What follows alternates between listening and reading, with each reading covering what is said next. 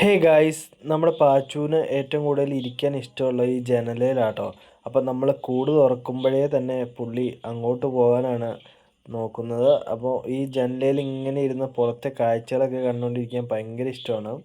അപ്പോൾ ഇപ്പോൾ ഞാൻ അടുത്ത് നിൽക്കുന്നതുകൊണ്ടാണ് ഈ വെപ്രാളം കാണിക്കുന്നത്. അല്ലെങ്കിൽ ഇങ്ങനെ ഇരുന്ന് കാഴ്ചകളൊക്കെ കണ്ടുകൊണ്ട് കുറേ നേരം ഇങ്ങനെ ഇരിക്കും കേട്ടോ.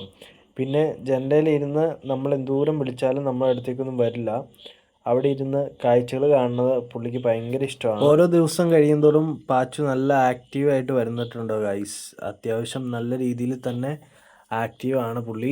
ഒരു കുഴപ്പവും ഇല്ല കേട്ടോ. നല്ല ആരോഗ്യപരമായിട്ടും ഒരു പ്രശ്നവും കാര്യങ്ങളൊന്നുമില്ല.